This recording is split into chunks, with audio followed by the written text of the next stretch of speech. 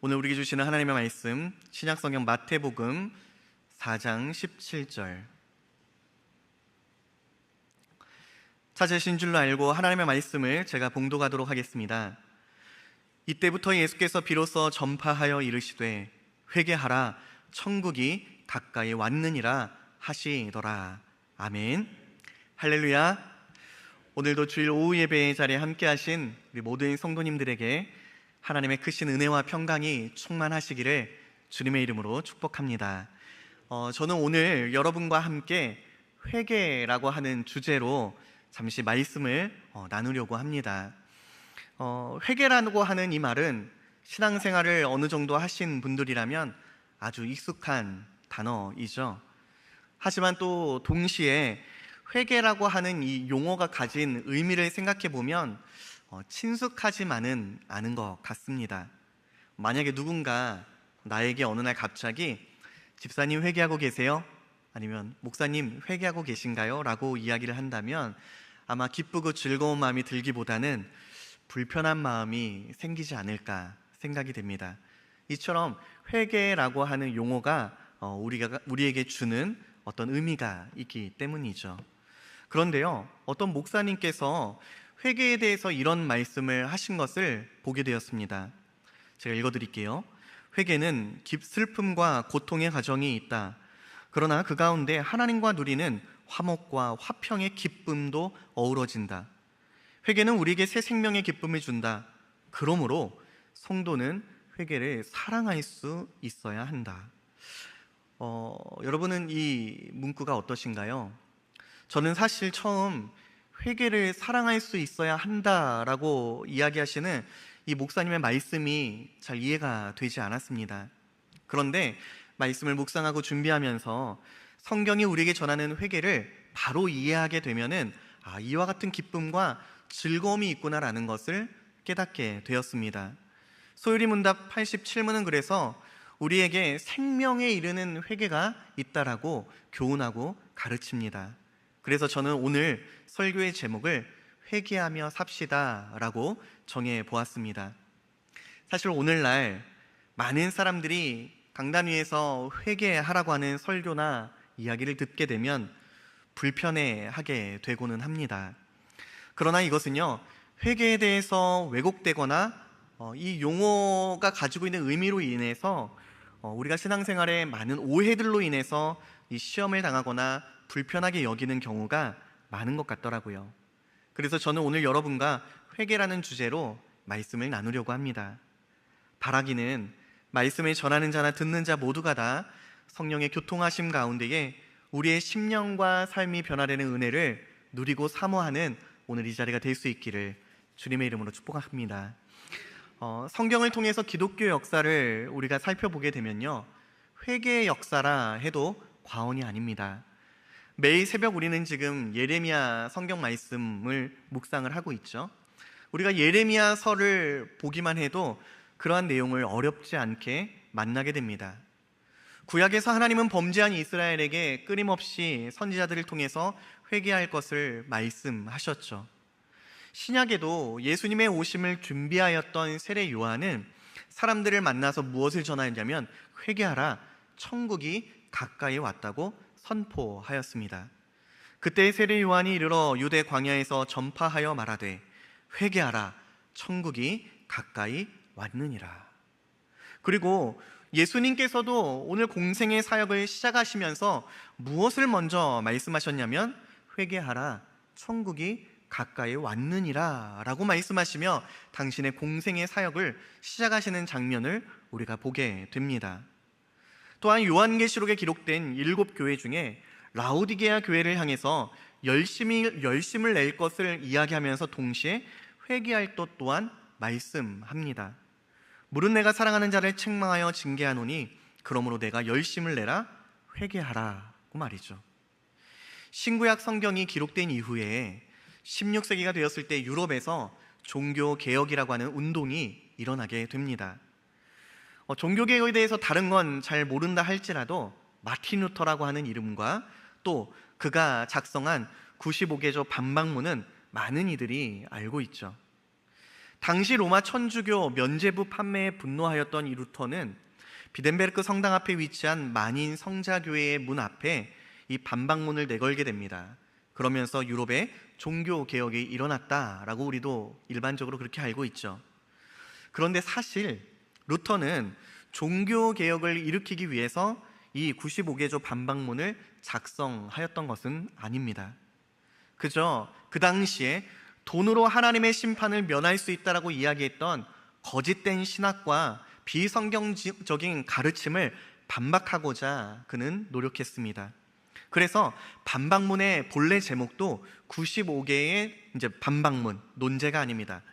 면벌 선언의 효력에 관하여, 이게 사실은 올바른 제목이더라고요. 루터가 반박문을 성당문의 이 교회 입구에 못 박은 일도 실제 그가 하였는지는 확인된 바가 없다고 합니다. 본인도 그런 이야기를 한 적이 없고요. 하지만 분명한 사실도 있습니다. 루터가 이 반박문을 기록하였고 또한 공표하였다는 사실입니다. 그리고 이것이 발화점이 되어서 유럽의 종교개혁이 들불운동이 벌어지기 시작했다는 것 또한 사실입니다. 종교개혁이라고 하는 이 불씨를 일으킨 루터의 반박문을 보면요, 첫 번째 논제가, 제일 첫 번째 항이 다음과 같은 선언으로 시작이 됩니다. 제가 잠시 읽어드리려고 합니다. 1517년 사제이자 독일의 비덴베르크 대학의 신학교에서였던 마틴 루터는 다음과 같은 말로 95개조 논제의 첫머리를 이렇게 시작합니다. 우리 주 예수 그리스도께서 회개하라고 말씀하셨을 때 이는 믿는 자의 삶 전체가 회개하는 삶이어야 함을 말씀하신 것이다. 여기 보면 루터의 첫 논제에 바로 오늘 본문 예수 그리스도께서 회개하라 하신 본문 말씀을 인용하는 것을 우리가 볼 수가 있습니다. 그러면서 그는 이렇게 기록합니다. 이는 믿는 자의 삶 전체가 회개하는 삶이어야 한다. 마틴 루터는 회개에 대한 이야기를 하면서 성도의 삶이란, 믿는 자의 삶이란 회개하는 삶이다, 이렇게 선언합니다. 앞서 말씀드린 것처럼 교회에 출석하는 많은 이들이 회개라고 하는 용어에 매우 익숙합니다. 그리고 보통 이 회개를 어떻게 이해해야 하는가 하면은 회개의 기도를 드리는 것 정도로 이해하는 경우가 많은 것 같습니다. 제가 이전에 다른 교회에서 사역을 했을 때 경험이 있었습니다. 담임 목사님께서 다른 교회 강사로 말씀을 전하기 위해 이제 가시게 됐는데, 그때 이제 저도 같이 갈 기회가 생겨서 모시고 동행을 했었습니다. 교회에 가서 이제 함께 찬양을 드리고 나서 통성 기도를 하는데, 그 순서 가운데에 참회의 기도 시간이라는 것이 있더라고요. 그러면서 이제 찬양을 인도하시던 목사님께서 지난 한 주간 동안 지었던 죄, 또 기억나지는 않지만 하나님을 기쁘시게 하지 못한 죄를 우리가 함께 참회합시다 라고 하면서 한 10여 분간을 뜨겁게 기도하는 현장을 보았던 기억이 있습니다. 그리고 많은 이들이 이것을 좀 회개라고 여기는 것 같더라고요. 물론 회개의 기도를 드리는 것은 너무나도 귀한 모습이고 귀한 시간입니다. 내 입술로 나의 연약함을 있는 그대로 아뢰는다는 것은 여러분 쉽지 않은 일이잖아요. 그런데 이것이 회개의 전부는 아닙니다. 회개 기도가 회개의 전부라고 우리가 오해해서는 안 된다는 거죠. 강해 설교가로 유명했던 마틴 로이드 존스 목사님은 시편 51편을 묵상하고 강해 설교하시면서 회개에 대하여 이런 말씀을 전하셨습니다. 회개하지 않은 사람이 그리스도인이 된 적은 없습니다. 성도의 삶에 회개의 특징이 나타나지 않는다면 그리스도인이라는 이름표를 떼어내어 버리는 것이 오히려 낫습니다.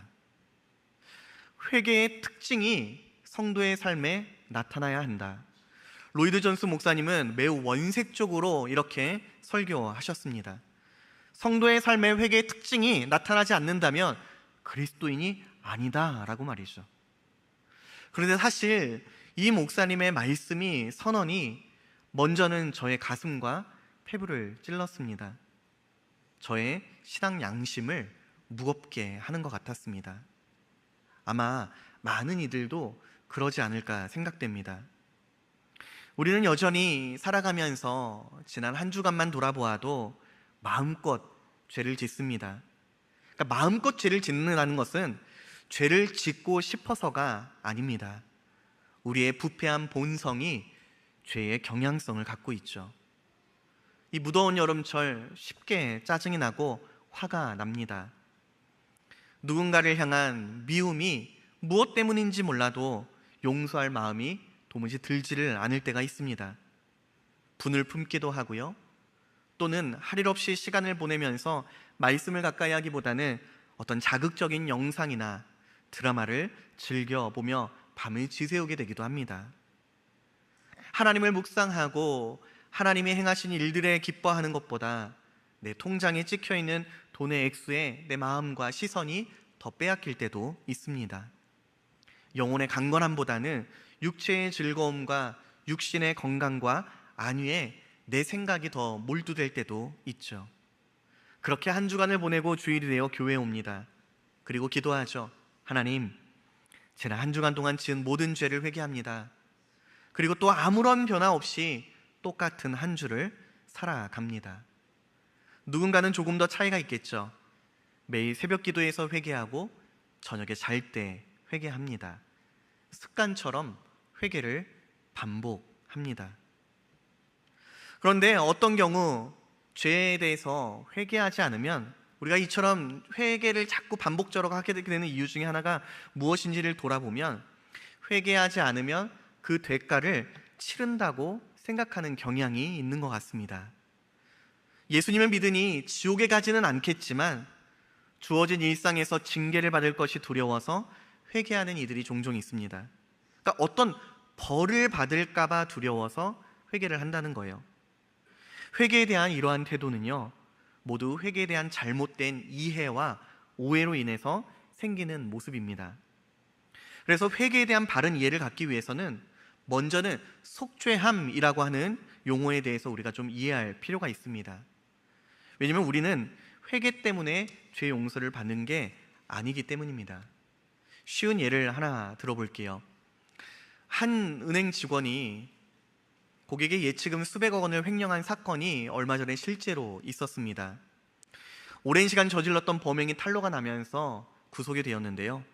근데 기사를 보니까 법원의 판결이 있기 전까지 이 사람이 이제 수백 장의 반성문을 작성해서 변호사를 통해서 이제 제출했다고 합니다.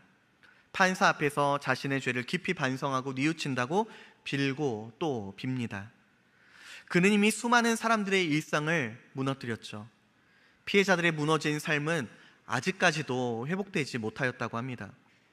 그런데 이렇게 큰 피해를 끼친 사람이 눈물을 흘리며 깊이 반성합니다. 진심으로 회개합니다. 여러분, 만약에 판결을 내리는 판사가 그의 고백과 눈물이 너무 진정성이 있다고 여긴 나머지 감동을 받아서 무죄를 선고한다면 어떻게 될까요? 아마 피해자분들 중에 그 어느 누구도 그 판결을 받아들이지 못할 겁니다. 물론 피해를 준 사람의 깊은 반성을 어느 정도는 반영할 수 있을지 모릅니다만 무죄를 받을 하등의 이유가 없기 때문이죠. 자신이 저지른 죄에 따른 합당한 값을 치르도록 선고할 것을 모든 이들이 아마 요구할 겁니다. 판사가 이것을 무시하고 어떤 정의라든지 인간관계, 사적인 감정, 그리고 위력에 의해서 무죄 선언을 한다면 가해자뿐만 아니라 판사 또한 불의한 판사일 것입니다. 마찬가지더라고요. 우리는 모두 다 하나님 앞에 죄인입니다. 이미 사형이라는 판결을 선고받은 자들입니다. 그래서 성경은 그런 우리에 대해서 이렇게 선언합니다. 이미 죽었던 자라고 말이죠. 로마서 6장 23절은 이 죄의 삭시 사망이라고 선포합니다. 그렇습니다. 죽음을 마주하며 사는 모든 인생은 하나님의 심판 아래에 있는 비참한 죄인이죠. 아무리 발버둥치며 회개한다고 해서 이 심판을 피할 길이 없습니다. 이러한 질문을 가질 수 있을지도 모릅니다. 아니, 목사님, 성경에도 보면요, 분명히 회개하면 죄 용서함을 받는다고 했는걸요. 회개하여 각각 예수 그리스도의 이름으로 세례를 받고 죄 사함을 받으라고 사도들도 이야기했는걸요. 맞습니다. 성경은 회개하는 누구나 죄를 용서받는다고 선언합니다. 그러나 우리가 죄를 용서받는 것은 우리가 회개했기 때문이 아닙니다. 우리가 죄 사함을 받는 것은요, 예수 그리스도께서 십자가에서 이루신 속죄함으로 말미암음입니다. 그러니까 우리 구주 예수 그리스도께서 저와 여러분의 죄를 대신 지시고 죽으심으로 말미암아 우리가 죄에 대한 용서를 받게 된 것입니다. 그러니까 바로 이런 거예요. 전도 폭발에 나오는 예화거든요. 아마 전폭을 하신 분들이라면 다 아실 겁니다. 로마의 가으르시아라고 하는 장군이 있었습니다. 그런데 그의 군대에 있는 군량미가 자꾸 도둑맞는 일이 벌어집니다. 이에 장군은 누구든지 군량미를 훔치다 붙잡히게 되면 군령으로 엄히 다스려 채찍질을 할 것이라고 선포합니다. 그러다 어느 날 군량미를 훔치던 사람 한 명이 붙잡혔다는 보고가 올라오게 됩니다. 장군은 자신이 말한 대로 군령으로 그에게 채찍질 형벌을 내리고자 합니다. 그런데 한 가지 문제가 생깁니다. 그의 눈앞에 군량미를 훔쳐 붙잡힌 이가 다름 아니라 그가 가장 사랑하는 어머니였기 때문입니다. 군법대로 채찍을 맞으면 나이 많으신 이 어머니는 형벌을 견디지 못하고 반드시 죽게 될 겁니다. 그렇다고 해서 내 어머니를 살리기 위해 이 엄한 군령을 시행하지 않는다면 많은 문제가 야기될 겁니다. 장군은 모든 병사들을 불러 모았습니다. 채찍을 든 병사가 어머니 앞에 섭니다. 그리고 그 순간 채찍을 든 병사와 어머니 사이로 이 장군이 섭니다. 자신의 웃옷을 벗고 큰 소리로 외칩니다. 어머니를 대신해 나를 채찍질하라고. 그렇게 장군은 어머니에 대한 사랑과 동시에 엄히 명령하였던 법령을 어기지 않고 자신이 채찍에 맞음으로 공의를 시행합니다. 그렇게 어머니를 지킵니다. 여러분, 그리고 이것이 바로 속죄함입니다. 예수 그리스도께서 우리를 위해 십자가에서 이루신 일이 바로 이것입니다. 그분은 십자가에서 우리 죄를 대신 지시고 죽음과 지옥의 형벌을 대신 당하셨습니다. 그렇게 당신이 죄값을 치르심으로 말미암아 우리에게 회개하면 용서받을 수 있는 길이 열리게 되었습니다. 죄 용서는 바로 이 속죄함이라고 하는 토대 위에서 회개를 통해 이루어집니다. 여러분, 여기에 중요한 진리가 있습니다. 그것은 예수 그리스도께서 십자가에 달려 죽으심으로 말미암아 우리 죄 전체에 대한 형벌을 단번에 다 치르셨다는 사실입니다. 예수를 주요 그리스도로 믿는 모든 자에게는 죄로부터 자유케 됨을 선언받는 근거가 바로 여기에 있다는 겁니다. 그리고 여기서 확실히 알아두어야 하는 것이 있습니다. 우리 주님이 우리 죄 전체에 대한 형벌을 단번에 다 감당하셨다는 겁니다. 여러분, 우리는 회개하기에 용서받는 게 아닙니다. 우리의 모든 죄는 이미 예수 그리스도께서 죽으시고 부활하심으로 말미암아 대속함 받았습니다.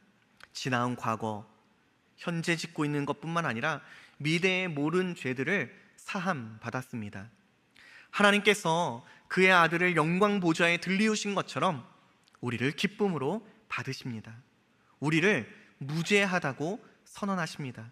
우리를 당신의 자녀라고 부르십니다. 우리를 그리스도의 신부로 삼으십니다. 저와 여러분을 하나님 나라의 시민으로 받아들여 주셨습니다.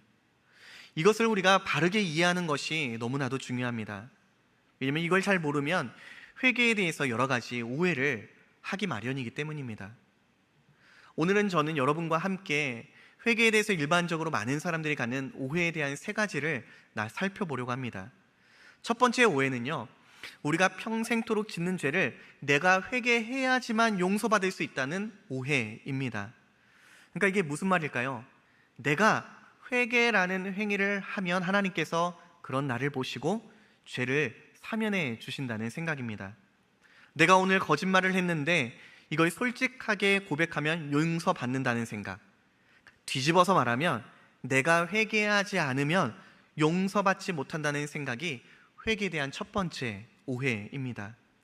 여러분, 회개를 이런 식으로 이해하게 되면요, 살면서 매번 짓는 죄를 하나하나 다 그때그때 찾아내고 발견해내야만 합니다. 그죠? 그래야지만 그거를 고하고 용서받을 수 있다고 여기기 때문이죠. 이러한 사고와 생각을 가지고 신앙생활을 하면 기쁨을 잃어버리겠죠. 예수 그리스도의 십자가 죽으심과 부활하심의 그것으로 인한 대속의 은혜가 아무것도 아니게 되어버립니다. 성경은 우리에게 분명하게 선언합니다. 너희가 알거니와 너희 조상이 물려진 헛된 행실에서 대속함을 받은 것은 은이나 금같이 없어질 것으로 된 것이 아니요 오직 흠없고 점없는 어린 양 같은 그리스도의 보배로운 피로 된 것이라. 그렇습니다. 우리 죄에 대한 대속은요 그리스도의 죽으심에 있어요. 우리의 회개에 근거가 있지 않습니다. 그리스도의 죽으심이 우리의 죄를 속칭 몽땅 다 대속하여 주셨다는 거예요. 이것을 근거로 하여서 우리는 언제든지 어느 때든지 공의로우시고 자비로우신 하늘 아버지께 회개할 수 있습니다. 두 번째 오해가 있습니다.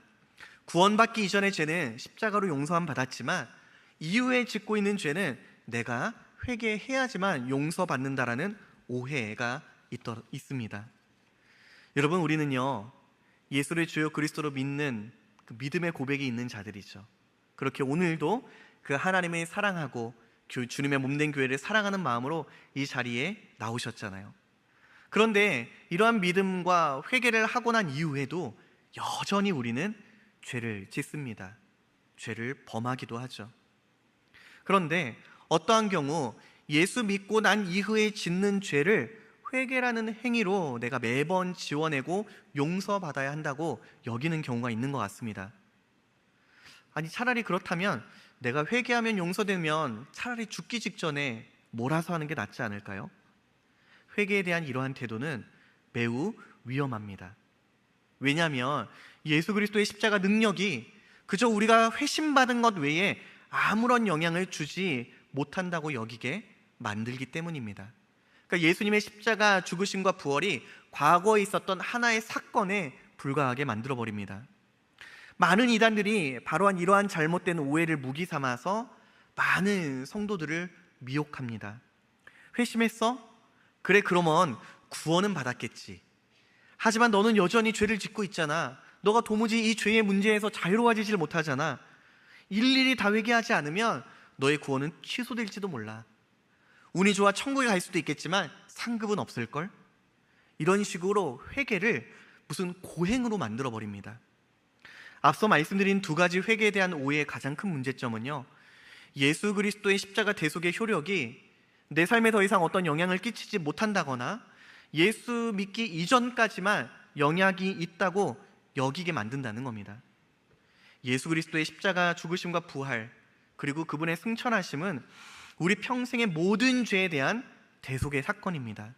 지었던 죄, 지금도 여전히 짓고 있는 죄, 앞으로 지을 모든 죄에 대한 대속을 우리 주님이 이미 십자가에서 다 치르셨습니다.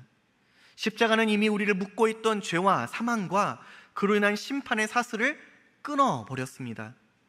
그리스도의 죽음 안에서 신자의 모든 죄와 사망은 완전히 패배하였습니다. 마지막으로 앞서서 말씀드린 것과는 전혀 반대편에서 하게 되는 오해가 있습니다. 그것은 우리의 과거와 현재, 미래의 모든 죄가 십자가에서 다 용서받았으니까 회개할 필요가 없다라고 여기는 오해입니다.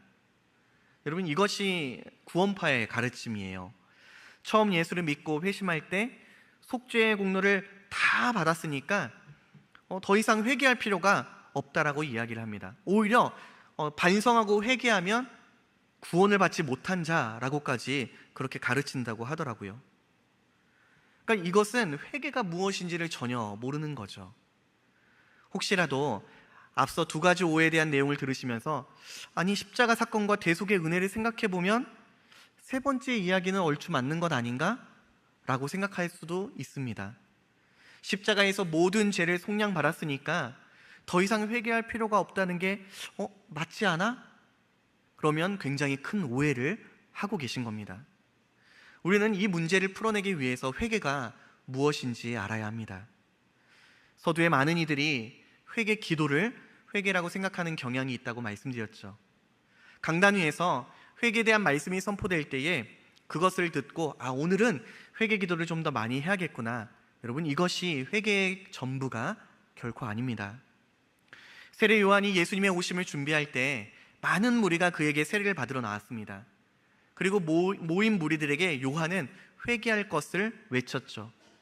그때 사람들이 그럼 우리가 어떻게 회개하여야 됩니까? 라고 할 때 이렇게 전하기 시작합니다. 무리가 물어 이르되 그러면 우리가 무엇을 하리이까?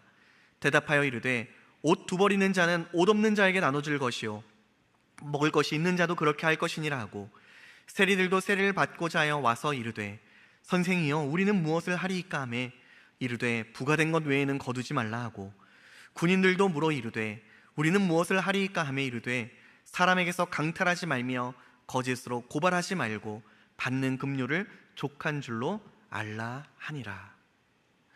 회개하라는 세례 요한의 외침에 사람들은 회개 기도라는 어떤 의식을 행하지 않았습니다. 그들은 자신 안에 있던 탐욕이라는 죄에서 돌이켜 하나님의 뜻대로 살아갈 것을 결단하기 시작합니다. 이를 위해 무엇을 구체적으로 해야 하는지 요한에게 묻기 시작합니다. 여러분, 이것이 회개입니다. 회개란 마음과 삶을 돌이키는 것입니다. 그동안 악을 사랑했고 자신을 사랑했던 마음과 삶에서 하나님을 사랑하기로 돌이키는 것, 결단하는 것, 이것이 바로 회개입니다. 하나님을 멀리했던 내가 이제는 하나님을 가까이 하기 위해 모든 죄악된 것으로부터 돌이키고자 하는 것이 회개입니다. 자복하는 마음으로 기도하는 것도 회개의 한 모습일 수는 있겠죠. 그러나 그것이 회개의 전부가 되어서는 안 됩니다. 오히려 출발이 되어야 하죠. 기도했으면 이제 보다 실제적으로 내 자리에서 일어나서 내 마음과 삶을 돌이킬 수 있어야 합니다. 회개에 합당한 열매를 맺고자 하는 몸부림이 있어야 합니다. 여러분, 만약 누군가에게 미움과 원망의 마음이 들었다고 생각해 보시기 바랍니다. 도무지 용서가 되지를 않아요. 내 마음에 너무나 큰 상처를 주었거든요. 그런데 더구나 상대는 그것을 알지도 모르는 것 같고 또 전혀 아무렇지도 않게 일상을 보냅니다. 볼 때마다 미움이 솟구쳐 올라옵니다. 차라리 눈에 안 보였으면 좋겠는데, 또 한 교회의 성도네요. 그렇게 마음 깊은 곳에서부터 올라오는 감정에 내 마음을 다 빼앗기고 있습니다. 누군가를 판단하고 미워하는 죄를 마음에 범하고 있었습니다. 그러다 강단위에서 말씀을 듣게 됩니다. 우리가 아직 죄인 되었을 때에 예수께서 우리를 위해 십자가에 죽으셨다는 말씀을 듣게 됩니다. 내가 용서를 구해서 용서받은 게 아니구나. 내가 먼저 잘못했습니다 해서 용서받은 게 아니구나. 일방적으로 날 먼저 사랑하셨구나. 날 먼저 찾아오셨구나. 죄인인 나를 먼저 그렇게 품어주셨구나. 하나님, 나 같은 죄인을, 이 부끄러운 인생을 그리스도의 보혈의 공로로 모든 허물과 죄를 가리워 주시니 감사드립니다. 이 받은 은혜를 기억하며 죄로부터 구원함을 받은 성도로 살기 원합니다. 이렇게 말씀의 은혜 받아서 회개와 결단의 기도를 하고 이제 돌아갑니다. 예배의 시간을 다 마쳤어요. 저 정문을 나섭니다. 그리고 그때 내가 그토록 미워하고 보기 싫어했던 그 사람과 또다시 마주칩니다. 그리고 그러자 언제 내가 은혜 받았나는 듯 아는 척을 하지 않습니다. 그 사람을 향해 불편한 기색도 숨기지 않습니다. 여러분, 이게 회개하는 자의 모습이라고 할 수 있을까요? 회개하는 삶은 믿는 자의 삶으로 나타납니다. 마틴 루터의 예수 그리스도께서 회개하라 하셨을 때 이는 믿는 자의 삶 전체가 회개하는 삶이어야 한다라고 하는 문구가 가진 의미가 바로 이것입니다. 여러분, 회개는 단순히 기도하는 게 아닙니다. 회개 기도가 우리의 죄를 지우는 효력이 있는 의식이 아닙니다. 하나님 앞에서 우리의 죄를 실제로 무효로 만드는 것은 오직 십자가 그리스도의 공로밖에는 없습니다. 우리는 그 십자가 보혈의 공로를 의지하여서 날마다 죄로부터 돌이켜 하나님을 기뻐하는, 하나님을 사랑하는, 회개할 수 있는 은혜를 얻은 자들입니다. 예수 그리스도께서 십자가 달려 죽으실 때 우리가 잘 아는 사건이 있죠. 성소와 지성소로 들어가는 휘장이 다 찢기워졌습니다. 예수 그리스도의 보혈의 공로를 의지하는 자마다, 예수 그리스도를 믿는 자마다 그 담대히 은혜의 보좌 앞으로 지성소로 들어갈 수 있다라고 성경은 우리에게 선언합니다. 여러분, 죄인인 우리가 어떻게 하나님 앞에 회개하며 나아갈 수 있을까요? 우리가 하나님의 자녀 되었기 때문입니다. 하나님과 우리의 관계가 원수에서 그의 자녀로 바뀌었기 때문입니다. 한 사람이 최초로 회심하게 될 때 두 가지 사건이 벌어지는 것을 그가 경험하게 되거든요. 먼저는 신분상의 변화입니다. 위치상으로 죄가 없다라고 하는 선언을 공식적으로 받게 됩니다. 그리고 이것을 칭의, 의롭다함이라고 하죠. 또 하나는요, 내 안에 내재하고 있던 죄가 결국에는 패배하고 십자가에 못 박힘을 받아 그 세력이 점차 멸하는 것을 경험하게 됩니다.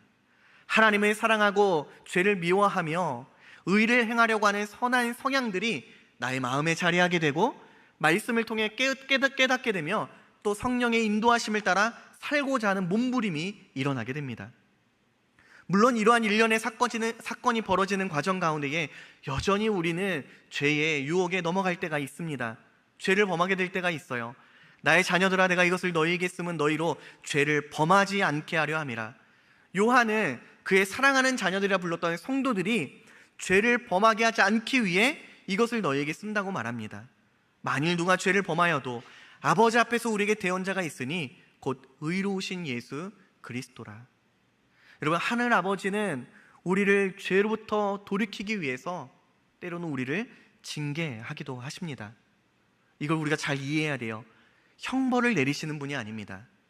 형벌은 죄에 대해 진노하는 것이지만 징계는요, 사랑에 근거한 훈계라는 것을요. 히브리서 12장 5절에서 8절의 말씀입니다. 내 아들아, 주의 징계하심을 경히 여기지 말며 그에게 꾸지람을 받을 때에 낙심하지 마라.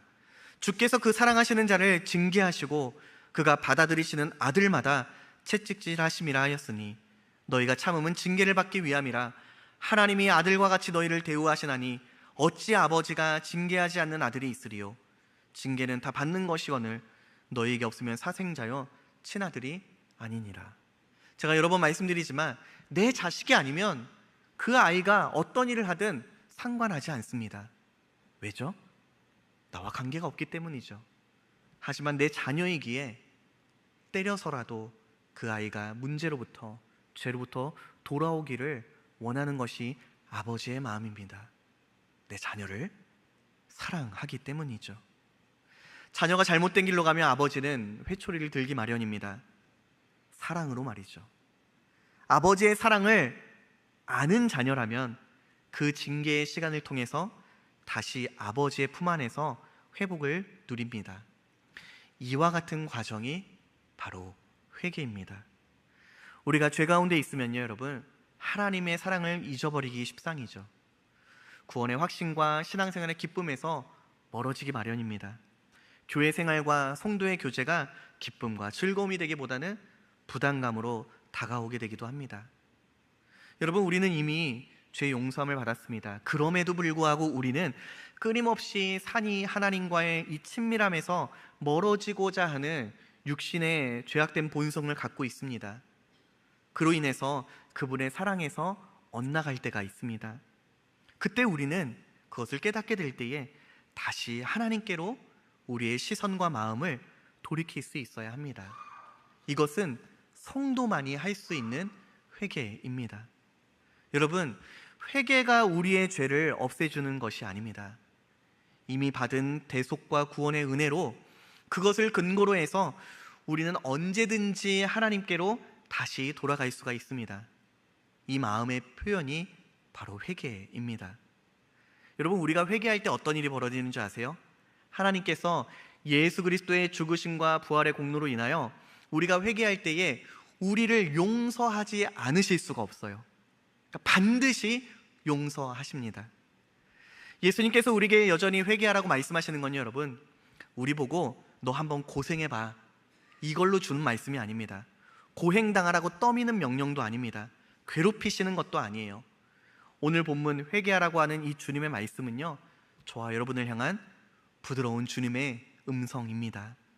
회개하라고 하는 주님의 말씀에는 다음과 같은 내용이 담겨 있기 때문이에요.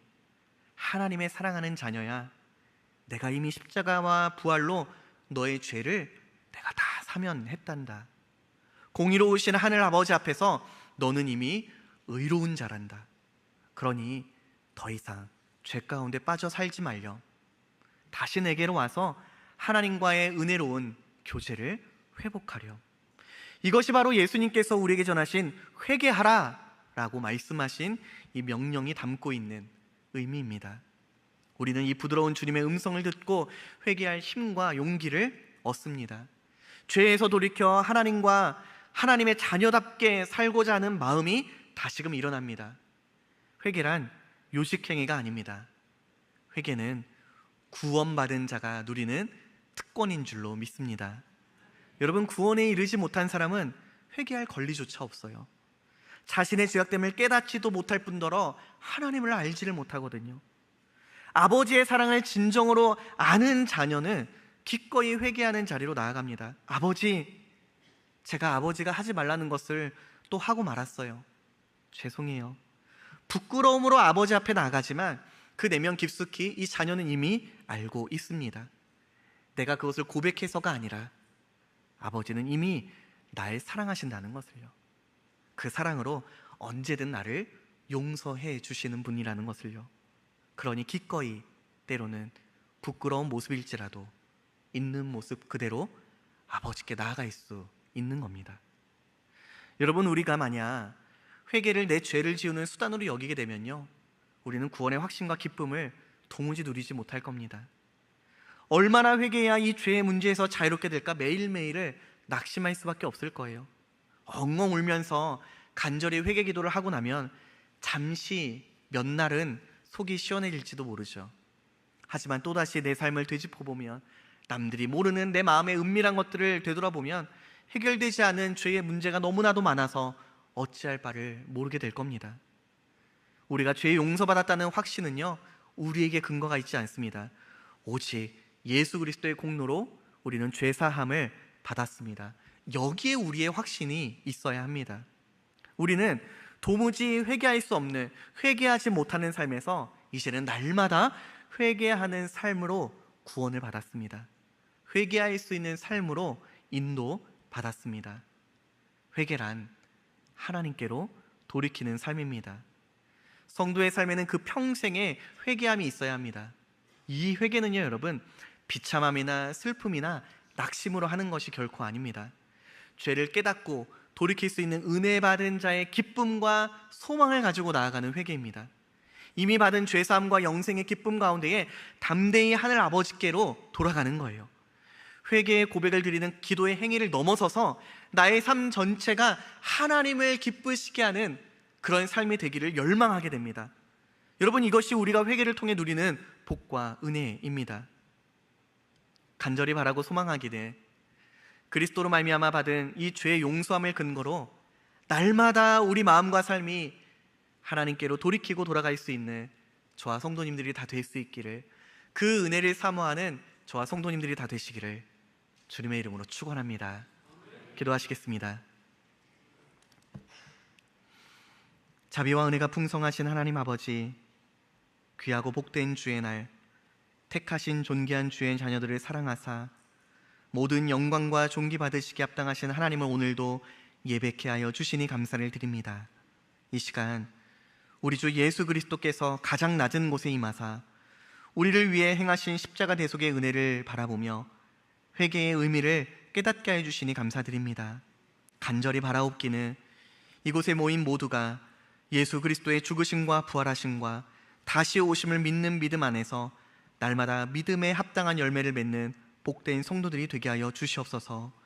우리의 남은 인생이 하나님을 멀리 떠나 있던 삶에서 돌이키게 하여 주시옵소서. 하나님을 더욱 가까이 하고 하나님을 사랑하며 살게 하여 주시옵소서. 그리스도의 보혈의 공로를 힘입어 날마다 회개하며 사는 성도의 기쁨을 누리게 하여 주시옵소서. 성령의 인도하심을 따라 죄에 대하여는 죽고 의에 대하여는 사는 은혜를 부어 주시옵소서. 오늘도 우리를 위하여 성령의 탄식케 하심을 통하여 우리가 주의 다시 오심을 예비하며 맞이할 준비된 성도답게 살아가게 하여 주시옵소서. 감사드리며 이 모든 기도의 제목, 우리의 모든 죄를 십자가에 대해서 대속하여 주신 우리 주 예수 그리스도의 이름으로 기도하옵나이다. 아멘.